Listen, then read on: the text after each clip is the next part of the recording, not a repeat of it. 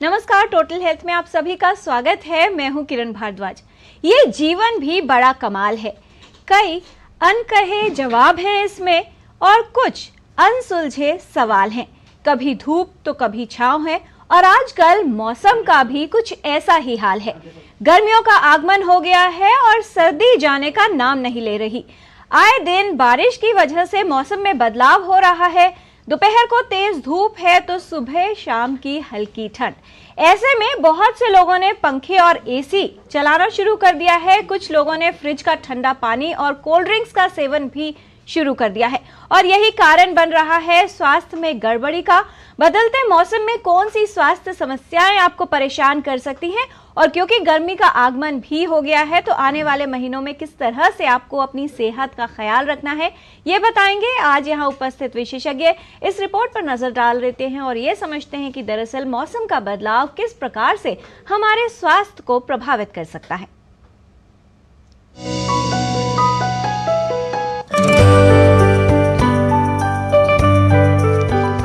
मौसम बदल रहा है, हल्की गर्मी महसूस होने लगी है।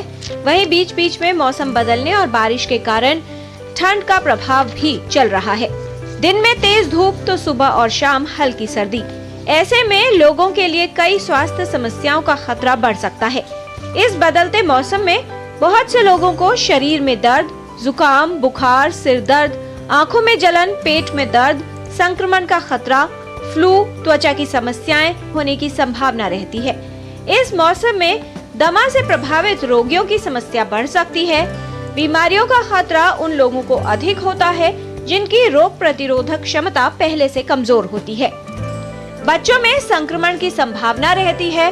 धूप से आकर तेज पंखे में बैठना या ठंडा पानी पी लेना समस्या उत्पन्न कर सकता है। आवश्यक है कि अपनी रोग प्रतिरोधक क्षमता को मजबूत बनाएं, आहार पर विशेष ध्यान दें और व्यायाम करें। स्वस्थ जीवन शैली अपनाकर इस मौसम में बीमारियों के खतरे को कम किया जा सकता है। किरण भारद्वाज, डीडी न्यूज।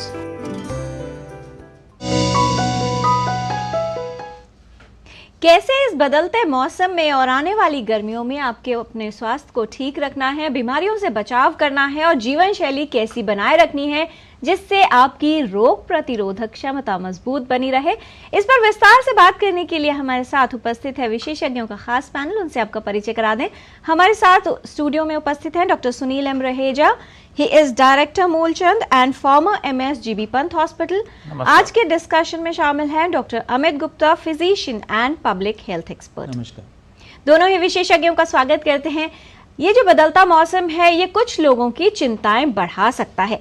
ऐसे में क्या सावधानियां रखनी है ये तो विशेषज्ञ आपको बताएंगे। इससे संबंधित कोई सवाल अगर आपके हैं तो आप हमारे विशेषज्ञों से प्रश्न पूछ सकते हैं। हमारा टोल फ्री नंबर है 1800111234। आप अपने प्रश्न ईमेल के माध्यम से भी हम तक पहुंचा सकते हैं। ईमेल एड्रेस है ddnewstotalhealth@gmail.com। तो आइए जानकारी की शुरुआत करते हैं और समझते हैं कि कैसे हो देखभाल गर्मियों के मौसम में और खास तौर पर इस बदलते मौसम में। सबसे पहले डॉक्टर सुनील एम रहेजा, आपसे ही ये जानना चाहेंगे कि आजकल हर दूसरे व्यक्ति को सर्दी, जुकाम, गला खराब होने की परेशानी देखी जा रही है। बदलते मौसम में अपने आप को कैसे अडेप्ट करवाएं, किस तरह से अपने स्वास्थ्य को ठीक रखें, बहुत से लोगों के लिए ये एक बड़ा प्रश्न है।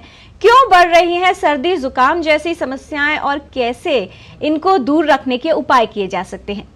ये एक बहुत ही अच्छा प्रश्न है। यदि हम देखें तो कफ, कोल्ड, फ्लू आजकल बहुत ज़्यादा कॉमन है और इसकी वजह ये है कि ये जो टेम्परेचर है ये वायरस फ्रेंडली है और ये सब वायरल इन्फेक्शंस हैं।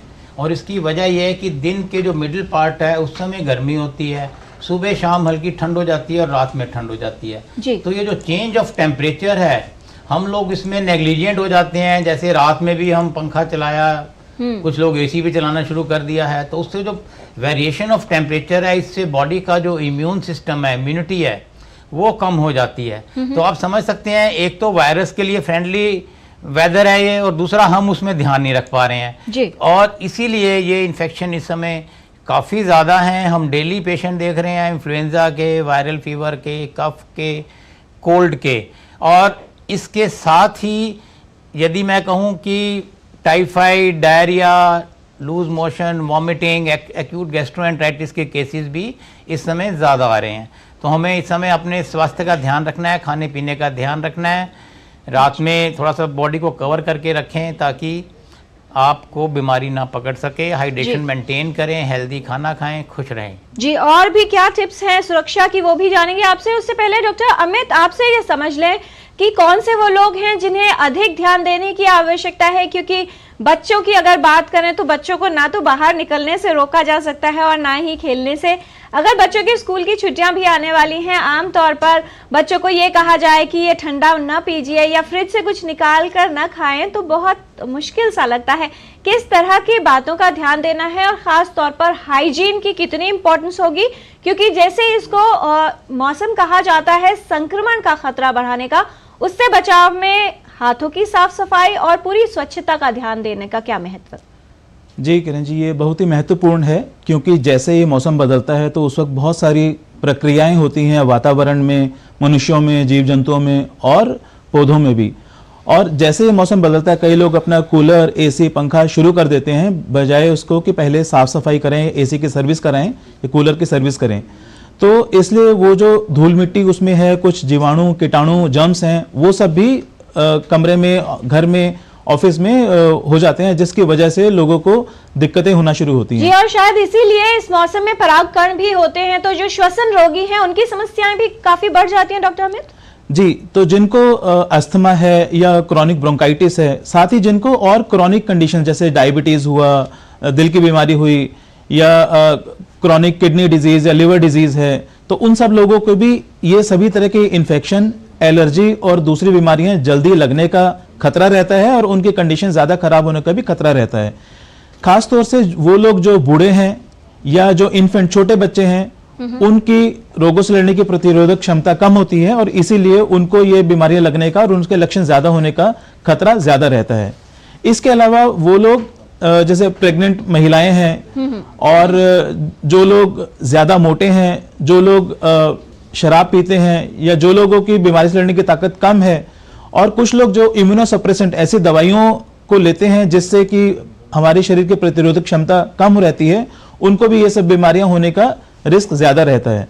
इसलिए ये बहुत ज़रूरी है कि हम हर तरह की प्रिकॉशंस पहले से लें, बड़ों को, जो ज़्यादा रिस्क के लोग हैं उनको और बच्चों को समझाएं कि क्या क्या प्रिकॉशन ली जा सकती है।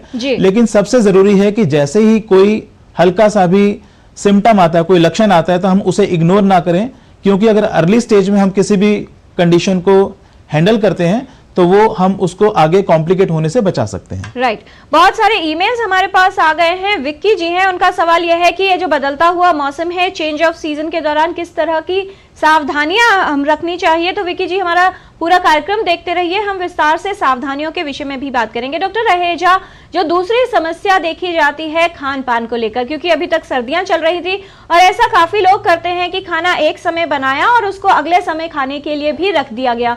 फ्रिज में रखने की आवश्यकता शायद अभी तक नहीं पड़ रही थी, लेकिन जिस तरह से मौसम का बदलाव और टेम्परेचर वेरिएशन हो रहा है, सुबह ठंड है, दोपहर को तेज गर्मी है, ऐसे में खान पान की स्टोरेज और खाना जो है तुरंत बना के ताज़ा भोजन लिया जाए, घर का पका भोजन लिया जाए और रखा हुआ भोजन अवॉइड करें, कितना आवश्यक आप मानते हैं? हाँ, जैसे डॉक्टर अमित बता रहे हैं कि इस समय हमें हाइजीन बहुत इंपॉर्टेंट है, साफ सफाई का रखना बहुत ज़रूरी है।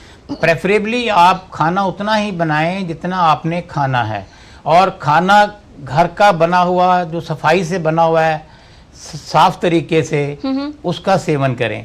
बाहर के कटे हुए फल, सब्जियां, चाट, पकौड़ी, इससे अवॉइड करें, क्योंकि इससे आपको इन्फेक्शन के चांसेस ज़्यादा हो जाते हैं, क्योंकि इस मौसम में वायरस ग्रोथ फ्रेंडली है, दूसरा बैक्टीरियल का भी इस समय जो ग्रोथ है जल्दी होता है, तो इन्फेक्शन जल्दी फैलते हैं जी। तो इन चीज़ों का हमें ध्यान रखना है। खाना उतना बनाएं, और यदि आप फ्रिज में खाना बच गया है तो उसको फ्रिज में रखिए, प्रॉपर कवर करके रखिए, और ऐसे खाने को आप 24 घंटे के अंदर इस्तेमाल कर सकते हैं। और प्रेफरेबली यदि आप उस ऐसे फूड को 5 डिग्री सेल्सियस से नीचे रखते हैं, लाइक फ्रीज़र में रखते हैं, तो उसका जो शेल्फ लाइफ है वो अप टू 7 डेज हो जाता है। लेकिन इसमें सबसे इम्पॉर्टेंट पॉइंट ये है कि यदि आप खाने को एक बार फ्रिज में से निकालते हैं खाने के लिए, तो उतना ही खाना गर्म करके सेवन कर लें, सारे खाने को गर्म ना करें और उसको दोबारा फ्रिज में ना रखें। यदि आप ऐसा करते हैं तो इसमें फिर से जो बैक्टीरियल ग्रोथ है, वायरस ग्रोथ है, वो ज़्यादा होगा, वो खाना इन्फेक्टिव हो जाएगा। साथ में पीने के लिए स्वच्छ जल का इस्तेमाल करें। प्रेफरेबली आपको, ये भी एक स्टडीज़ आई है, मैं कल ही देख रहा था कि हमें साफ पानी पीना भी उतना ही आवश्यक है जितना कि साफ खाना खाना। और इसमें तीसरी बात है हैंड हाइजीन। हैंड हाइजीन, यदि आप खाना बनाते हैं, खाना खाते हैं या शौच जाते हैं या किसी गलत जगह पे, मतलब हैंडल को, डोर हैंडल को यहाँ वहाँ हाथ लगाया है या हाथ आपके गंदे हो गए हैं, तो उनको आप साफ करिए। खाना खाने से पहले हाथ अवश्य धोएं, खाना बनाने से पहले हाथ धोएं, साफ पानी का इस्तेमाल करें। और हाथ धोने का भी एक टेक्निक है सिंपल, जिसमें कि 15 या 20 सेकंड लगते हैं। आप यहाँ पे साबुन लेंगे, हथेली पे इसको रोटेट करेंगे, जब थोड़ा सा झाग बन जाएगा तो back of the hand interlace करते हुए हाथों को रगड़ेंगे, फिर ये अंदर वाली साइड से इंटरलेस करते हुए हाथों को रगड़ेंगे, और उसके बाद हमें ये जो टिप ऑफ द फिंगर्स है जी, जिसको हम नकल्स कहते हैं, इनको यहाँ गोल गोल रोटेट करना है, क्योंकि ज्यादातर जो जर्म्स हैं हमारे ये नाखून और नकल्स के बीच में रहते हैं। तो जितना हाथों को साफ करना जरूरी है, तो सही तरीके से धोना भी जरूरी है। डॉक्टर रहेजा, आपके पास फिर लौटेंगे। एक कॉलर वेट कर रहे हैं, उनका सवाल जान लेते हैं। शेष मणि शर्मा जी हैं, उत्तर प्रदेश से कॉल कर रहे हैं। आपका स्वागत, सवाल पूछिए। सर, जो खाना खाने के बाद 10-15 मिनट बाद गले में खराश होती है सर। जी डॉक्टर अमित, क्या सजेस्ट करना चाहेंगे? खाना खाने के कुछ देर के बाद गले में खराश महसूस होती है इनको, क्या ये एसिड रिफ्लक्स से जुड़ा हो सकता है? जी, गले में खराश होने के कई कारण हो सकते हैं। जो आप खाना खा रहे हैं, ये देखिए कि क्या वो खाना ताज़ा है, कहीं वो बहुत ज़्यादा ठंडा तो नहीं है या ज़्यादा गर्म तो नहीं है, जिससे कि गले में वो एक रिएक्शन पैदा कर रहा है जिसकी वजह से खराश हो रही है। अगर खाना खाने के 15 मिनट बाद ये दिक्कत शुरू हो रही है, तो ऐसा भी हो सकता है कि आप जो खाना खा रहे हैं उससे वो खाना एसिड रिफ्लक्स, जो हमारे स्टमक में जो एसिड है और खाना है, वो थोड़ा खाने की नली में ऊपर आता है, जिसकी वजह से खट्टे डकार आते हैं, साथ में वो गले तक पहुंचते हुए इस तरह की दिक्कत दे सकते हैं। तीसरी जो अहम चीज है कि कई लोगों को खाने की चीजों से भी एलर्जी हो सकती है, और इस मौसम, बदलते मौसम में कई बार हम फल खाते हैं जो कि सीजनल फ्रूट्स नहीं हैं, तो उससे भी लोगों को एलर्जी हो सकती है। वो एलर्जी कई बार गले में खराश, स्किन में जैसे धब्बड़ पड़ जाते हैं, रिएक्शन होता है, वो हो सकता है, या कई बार सांस लेने में दिक्कत भी हो सकती है। अगर आपको इन सब प्रिकॉशंस के बावजूद भी सिम्टम्स रहते हैं, तो मेरी सलाह है कि आप नजदीक के किसी डॉक्टर को दिखाएं और उनकी सलाह को मानें। जी डॉक्टर अमित, अगर किसी व्यक्ति को फूड पॉइजनिंग होती है तो किस तरह के लक्षण प्रेजेंट होंगे और ऐसे में करना क्या चाहिए? जी, जैसे हम खाना खाते हैं तो लक्षण मुंह से, खाने की नली और फिर स्टमक और इंटेस्टाइन में उसी तरह से सिम्टम आना शुरू होते हैं। खास तौर से जो दूध या दूध से बने प्रोडक्ट्स हैं और सीरियल हैं या थोड़ा बासा खाना है, अगर वो खाया जाए या इन्फेक्टेड खाना खाया जाए, तो सबसे पहले उसको खाने से हमें थोड़ा उसका स्वाद अलग से लगता है। कुछ लोग बाहर से, बाजार से कटे हुए फल, सलाद बहुत ज्यादा खाते हैं, रोड साइड पे स्टॉल्स लगी होती है, वहां से खा लिए जाते हैं, ना हाथ धुले होते हैं और ना सब्जियां। जी, और इसीलिए जब ये ऐसे इन्फेक्शन वाले खाने को खाया जाता है, तो जैसे वो खाना हमारे खाने की नली में और स्टमक में पहुंचता है, तो उस समय उल्टी जैसा मन होता है, उसे उल्टी हो सकती है, पेट में दर्द हो सकता है, वो दर्द बढ़ सकता है, और उसके कुछ समय बाद लूज मोशन भी हो सकते हैं, दस्त भी लग सकते हैं। जिन लोगों को ये लक्षण थोड़े कम हैं, वो अगर पानी ज्यादा पिएंगे, अपने खाने को बंद नहीं करना है। कई लोग दस्त लगने के बाद खाना बंद कर देते हैं, उनको खाना भी रूटीन में खाते रहना चाहिए, सॉफ्ट डाइट लेनी चाहिए, कम ऑयली खाना खाना चाहिए, स्पाइसी खाना नहीं खाना चाहिए, और पानी खूब पीना चाहिए, तो उससे ये लक्षण ठीक हो जाते हैं। लेकिन अगर ये लक्षण बढ़ते हैं, वॉमिटिंग ज्यादा है या मुंह से कुछ खा नहीं पा रहे हैं, तब ऐसे लोगों को कभी कभी अस्पताल में भर्ती करके ड्रिप लगाने की जरूरत पड़ सकती है। डॉक्टर रहेजा, अगर इस तरह की सिचुएशन होती है तो ऐसे में निर्जलीकरण या डिहाइड्रेशन ना हो, इसका ख्याल कैसे रखा जा सकता है? और छोटे बच्चों में रिकवरी के लिए जिंक का कितना महत्व है? हाँ, देखिए, इस समय हमें बॉडी को हाइड्रेटेड रखना बहुत आवश्यक है। यदि आप उल्टी कर रहे हैं तो आप ORS ले सकते हैं, जिसमें कि WHO का रिकमेंडेड फार्मूला है। उस एक पैकेट को आप 27.5 ग्राम का एक पैकेट होता है, उसको 1 लीटर पानी में डाल के पीते रहिए। जितना आप उल्टी कर रहे हैं, जितनी बार लूज मोशन कर रहे हैं, उतना आप अवश्य लीजिए ताकि बॉडी हाइड्रेटेड रहे। पर्टिकुलरली छोटे बच्चों के अंदर जो डिहाइड्रेशन होता है उसके बड़े सटल साइंस एंड सिम्टम्स होते हैं। बच्चा सुस्त हो जाएगा, बिल्कुल बोलना बंद कर देगा, इरिटेबल हो जाएगा, बेचैन हो जाएगा। तो छोटा बच्चा बता नहीं पाता एग्जैक्टली क्या पोजीशन है। तो हमारी को ये आवश्यक जानना है कि ये डिहाइड्रेशन का साइन है। और पहला जो साइन है डिहाइड्रेशन में होता है कि आपका यूरिन बनना कम हो जाता है, पेशाब करना आप कम कर देंगे। और इसके अलावा आप घर के अंदर एक देसी फार्मूला है जिसमें कि आप आधा लीटर पानी ले सकते हैं, उसमें 2 चम्मच चीनी, आधी चम्मच नमक और आधा नींबू डाल के एक कहते हैं ना कि नेचुरल ORS बन जाता है जिसका हम सेवन कर सकते हैं। नारियल पानी, छाछ, दही, दाल का पानी, चावल का पानी, ताज़ा फलों का रस, ये हम ले सकते हैं जिससे कि हमारी बॉडी हाइड्रेटेड रहे। Hydration is the key and I think, और ज़्यादा समय तक हमें इसमें इंतज़ार नहीं करना चाहिए। नज़दीकी स्वास्थ्य केंद्र जाके प्रॉपर मेडिकेशन, टाइमली मैनेजमेंट इसका बहुत आवश्यक है। यदि आप ज़्यादा समय तक डिहाइड्रेशन में रहते हैं तो ये सीरियस टर्न ले सकता है। जी, तो अगर बच्चे में कोई असामान्य लक्षण नजर आ रहे हैं तो तुरंत विशेषज्ञ को दिखाएं। फिलहाल एक कॉलर हैं इटावा उत्तर प्रदेश से, अजय गोयल हैं फोन लाइन पर। अजय साहब बहुत स्वागत, सवाल पूछिए। जी नमस्ते। नमस्कार जी डॉक्टर साहब से मेरा एक क्वेश्चन है कि डॉक्टर साहब जैसे अभी सर्दियों का सीजन चल रहा था तो उस टाइम मैं सुबह जगता था तो नॉर्मली रहता था। अभी क्या हो रहा है कि मतलब मुझे सुबह जगते ही बहुत सारी छींकें आती है, एक साथ मतलब 10 छींक या 20 छींक लगातार आएंगी जी। तो उसमें क्या होता है कि मतलब आंसू पूरे आंख में आ जाते हैं और मतलब आंख लाल भी हो जाती है सुबह सुबह। और ये डेली का रूटीन हो गया है, मैं 4-5 दिन से देख रहा हूँ कि डेली मतलब ऐसा हो रहा है मेरे साथ। डॉक्टर रहेजा, क्या आप इनको एडवाइस हाँ, ये एक बहुत ही अच्छा प्रश्न है क्योंकि ये एलर्जी का मौसम है। हम हमेशा कहते हैं कि इस समय पॉलन्स होते हैं, फूल होते हैं पौधों में। ये जैसे ही आपका अप्रैल मई का मौसम आता है, मार्च अप्रैल मई, बसंत का मौसम, तो ये एक सुहावना मौसम है। लेकिन इसके साथ जो पॉलन्स हैं, pollens in the grass, pollens on the tree, in the environment, और जो विंडी एटमॉस्फेयर है, इसकी वजह से एलर्जी ज़्यादा होती है इस मौसम में। तो हमें इस समय ज़रूरी है कि अगर आपको एलर्जी है तो आप प्रेफरेबली इनडोर रहें, और यदि घर से बाहर जाते हैं तो आप एक मास्क या रुमाल लगा लीजिए। और प्रेफरेबली यदि आपको एलर्जी है तो आज इस मौसम के लिए एंटी एलर्जिक दवाएं भी उपलब्ध हैं जो कि आप एक डॉक्टर के संपर्क में जाके यदि लेंगे तो आपको काफ़ी आराम मिलेगा। गर्म पानी लीजिए, स्टीम सुबह शाम लेंगे तो इससे भी आपको काफ़ी फ़ायदा होगा, क्योंकि जो भी पॉलन या डस्ट आपके नेज़ो रेस्पिरेटरी ट्रैक्ट के अंदर है वो स्टीम कहते हैं बेस्ट एक्सपोर्टेंट है। तो वो भाप लेने से, गरारे करने से नमक वाले पानी से वो सब साफ हो जाएगा, आपका रेस्पिरेटरी एयरवेज क्लीन रहेगा।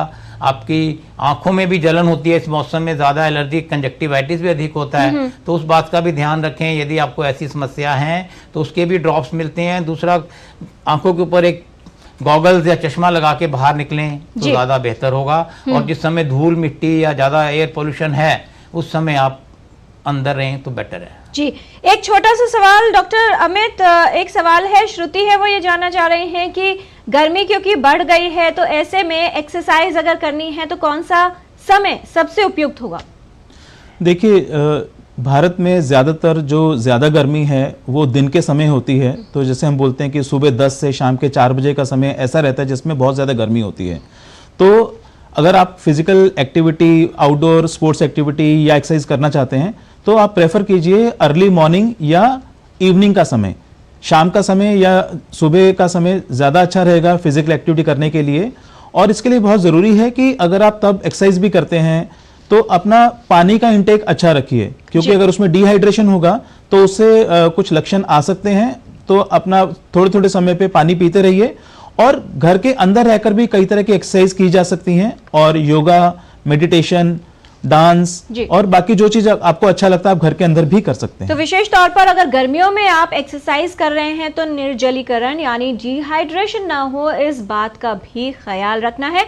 और बहुत अधिक गर्मी ना हो, अगर ऐसा समय है तो आप सुबह या देर शाम को भी व्यायाम के लिए जा सकते हैं। आज हम टोटल हेल्थ में बात कर रहे हैं कैसे इस बदलते मौसम में अपने स्वास्थ्य की देखभाल की जाए। हमारे साथ स्टूडियो में उपस्थित हैं doctor Sunil M Raheja, doctor Amit Gupta, और ये समय हो गया है टोटल हेल्थ में कुछ और भ्रमों को दूर करने का रैपिड फायर क्वेश्चंस राउंड के माध्यम से। छोटे सवाल और बहुत छोटे जवाब। पहला सवाल डॉक्टर रहेजा आपसे कि क्या इस मौसम में सर्दी, खांसी, जुकाम या बुखार होना आम बात है, तो कुछ करने की आवश्यकता नहीं है? इस समय ये अधिक होता है सर्दी, खांसी, जुकाम, तो आप सुबह शाम अपना ध्यान रखें और स्वास्थ्य का, सफाई का ध्यान रखें। इस मौसम में सिर्फ उन्हीं लोगों को समस्या हो सकती है जिन्हें दमा रोग या कोई श्वसन रोग हो। डॉक्टर अमित जी, इनको तो प्रॉब्लम ज्यादा होने का रिस्क है ही, लेकिन बूढ़े लोग, छोटे बच्चे, प्रेग्नेंट वुमेन और जिन लोगों को क्रॉनिक कंडीशन जैसे शुगर की बीमारी है, दिल की बीमारी है या कोई भी लंबी बीमारी है, उनको भी ज्यादा रिस्क है जी, जो गर्मी से होने वाली समस्याओं के लिए। डॉक्टर रहेजा, इस मौसम में समस्या का कारण क्या बनता है? टेम्परेचर का सडन वेरिएशन यानी अचानक बदलाव या फिर संक्रमण?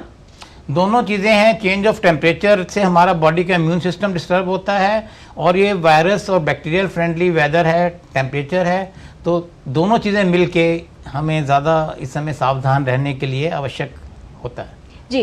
क्या ये मौसम खाने और पानी में भी जीवाणुओं और विषाणुओं के पनपने के लिए अनुकूल मौसम माना जाता है? डॉक्टर अमित जी हाँ, इस बदलते मौसम में ना सिर्फ परागकण और धूल मिट्टी बल्कि कई तरह के जीवाणु और विषाणु भी होते हैं।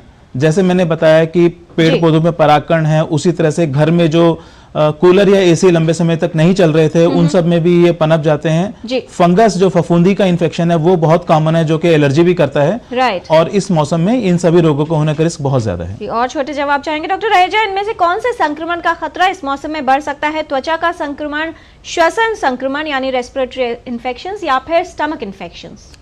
सभी प्रकार के इन्फेक्शन तीनों अधिक होने का चांस है। डॉक्टर अमित, अगर किसी को डायरिया हो जाता है, पेट खराब या उल्टी होती है, तो क्या ऐसे में शरीर को आराम देने के लिए खाना पीना छोड़ देना चाहिए? जी बिल्कुल नहीं, समय समय पर कम क्वांटिटी में फ्रीक्वेंट मील्स लेते रहना चाहिए और पानी पीते रहना चाहिए जी। अगर उल्टी और दस्त बहुत ज्यादा है डॉक्टर रहेजा, तो क्या सिर्फ पानी पीना ही निर्जलीकरण से बचाव कर सकता है? ये तो आपने रखना है, हाइड्रेशन रखना है, लेकिन पास के नजदीकी स्वास्थ्य केंद्र जाके तुरंत अपना प्रॉपर इलाज कराएं। Time is life. राइट। और आपको ORS का घोल भी पीते रहना है। इनमें से क्या जो है समस्या का कारण हो सकता है और संक्रमण पैदा कर सकता है? कटे हुए फल या सब्जियां बाजार से ले लेना और सलाद खाना या फिर घर में बासी रखा हुआ भोजन खाना? डॉक्टर अमित जी, इन दोनों से ही रिस्क है, क्योंकि बाहर कटे फल में भी इन्फेक्शन, संक्रमण हो सकता है और घर में जो खाना बासी है उसमें भी इन्फेक्शन होने का रिस्क है। डॉक्टर रहेजा, कहते हैं जहर जहर को काटता है और लोहा लोहे को, तो क्या इस तरह से गर्मी के मौसम में अगर गर्म हॉट ड्रिंक्स यानी चाय कॉफी अधिक पिएंगे उससे लाभ होगा? इससे नुकसान होगा, क्योंकि अल्टीमेटली ये यूरिनेशन को इंक्रीज करेगा और बॉडी में डिहाइड्रेशन पैदा करेगा। डॉक्टर अमित, क्या बहुत अधिक मात्रा में aerated drinks, soda drinks, cold drinks पीना शरीर के लिए आराम और सुरक्षा पहुंचाता है? जी नहीं, सभी तरह के एरेटेड ड्रिंक्स जो हैं वो स्वास्थ्य के लिए लाभदायक नहीं हैं और इस बदलते मौसम और गर्मी में इनका नुकसान ज्यादा है। साथ ही इसमें शुगर ज्यादा होती है और जो कि और नुकसान देती है। डॉक्टर रहेजा, बहुत से लोग ये सोचते हैं कि अगर गर्मी में पंखा एसी बंद करके एक्सरसाइज की जाए तो उससे वजन जल्दी घटता है। ये नुकसानदायक हो सकता है, क्योंकि आपको हीट इलनेस या हीट स्ट्रोक होने के चांसेस बढ़ जाते हैं। एक्सरसाइज करने से पहले आप पानी और अपनी बॉडी को अच्छे से हाइड्रेट करके रखें। जी। डॉक्टर अमित, बच्चों को कोल्ड ड्रिंक्स के लिए मना करना थोड़ा सा मुश्किल है, क्या उनको ऐसा करने से रोका जाए, कैसे?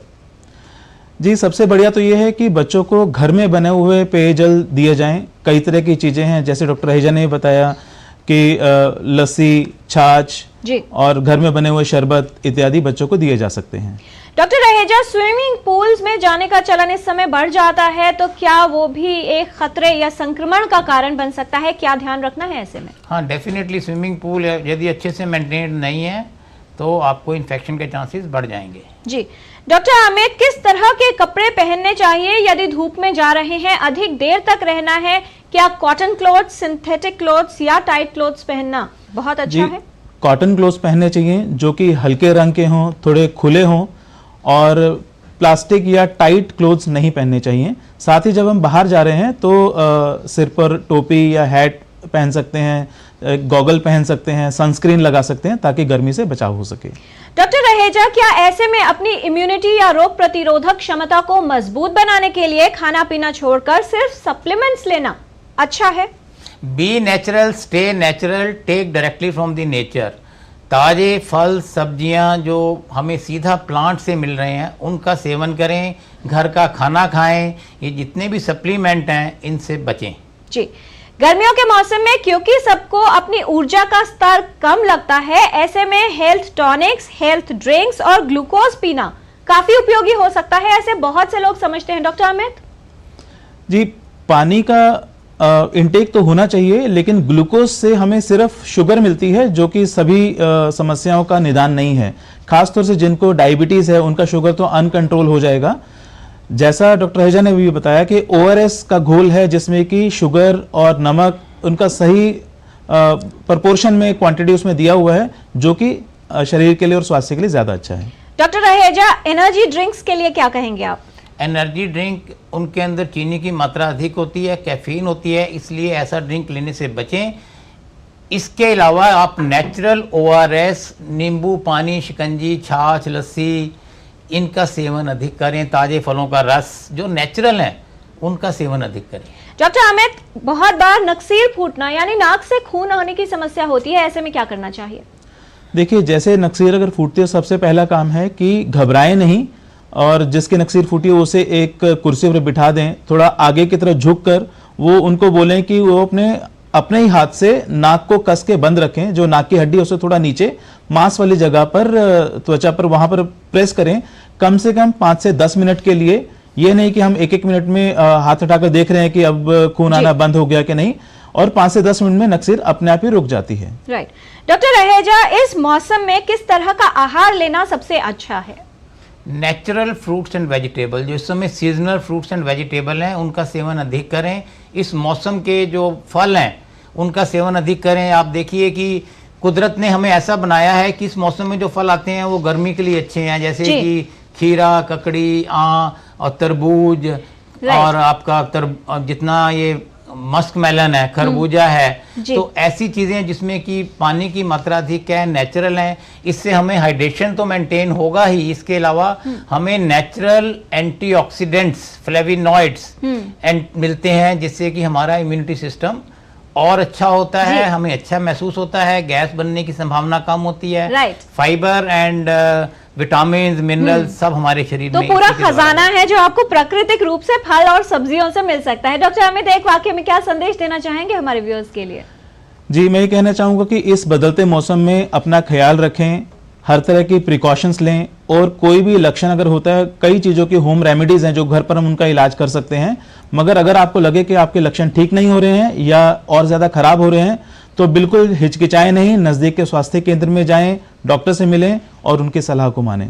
डॉक्टर रहेजा, एक वाक्य में आपका संदेश? ये प्लेजेंट वेदर है, इस सुहावने मौसम का आनंद लें, लेकिन कुछ एक सावधानियां जैसे हमने डिस्कस किया है, अपने खाने पीने का ध्यान रखें, एनवायरमेंटल टेम्परेचर्स का ध्यान रखें, धूल मिट्टी एलर्जी से बचें, पानी अधिक पिएं, नेचुरल फ्रूट्स एंड वेजिटेबल का सेवन करें, खुश रहें, नींद पूरी लें, व्यायाम रेगुलर करें, अपने दोस्तों से बातें करते रहें, खुश रहें, जिससे कि आपका इम्यून सिस्टम भी अच्छा रहे। बहुत धन्यवाद इस तमाम जानकारी के लिए doctor Sunil M Raheja. Doctor Amit Gupta, विस्तार से आपने बताया है कि कैसे बदलते मौसम में अपने आप को स्वस्थ रखा जा सकता है, बीमारियों को दूर रखा जा सकता है, और कहा जाता है बी नेचुरल, यानी प्रकृति के जितना करीब रहेंगे आपकी सेहत उतनी ही अच्छी रहेगी।